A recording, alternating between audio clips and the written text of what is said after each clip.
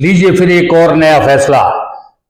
राजस्थान राज्य शैक्षिक अनुसंधान व प्रशिक्षण परिषद उदयपुर ने इस बार राजस्थान के नए पाठ्यक्रम में चौथी कक्षा की अंग्रेजी विषय की किताब से मानगढ़ धाम का पाठ हटा दिया है।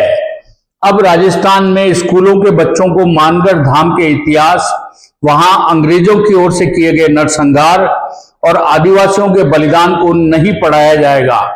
मानगढ़ धाम नाम से किताब में 10वां पाठ पेज नंबर 88 से 96 था। संत गोविंद गुरु आदिवासी समाज के सबसे बड़े प्रेरणा स्रोत थे।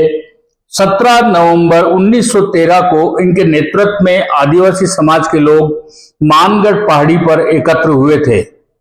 अंग्रेजी हुकूमत ने इसे विद्रोह मानते हुए उन पर अंधाधुंध गोलीबारी की। इसमें करीब 2500 आदिवासी शहीद हो गए। पाठ में अंग्रेजों की ओर से लगाए गए टैक्स और देसी रियायतों की बेगार के विरोध में हुए आंदोलन के बारे में बताया गया था। इसके अनुसार आदिवासी मानगढ़ पहाड़ी पर एकत्र हुए। अंग्रेजों ने मैदान खाली करने का आदेश दिया तो आदिवासियों ने इनकार कर दिया। 17 नवंबर 1913 को मेजर बेली और कैप्टन स्टाइली के नेतृत्व में सेना ने भीड़ पर तोपों और बंदूकों से हमला किया। 2500 से अधिक आदिवासी शहीद हुए। गोविंद गुरु को गिरफ्तार कर हैदराबाद जेल भेज दिया गया। 1919 में रिहा तो हुए लेकिन निर्वासित रहे। वर्ष 1931 में उनका निधन हो गया। इसे राजस्थान का जलियांवाला बाग हत्याकांड भी कहते हैं। उठाए गए पाठ के स्थान पर छोटे सपने देखने अपने नाम का यह पाठ शामिल किया गया है। यह कविता एक बच्चे की कल्पना पर आधारित है। सपनों की दुनिया में नदी बहती है, पहाड़ चमकते हैं, जानवर बातें करते हैं और तारे गीत गाते हैं।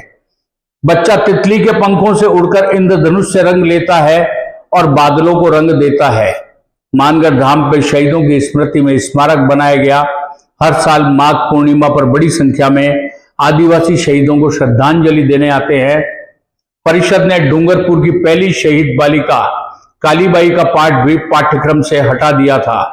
नई शिक्षा नीति के तहत पहली से 5वीं तक के पाठ्यक्रम में बदलाव किया गया।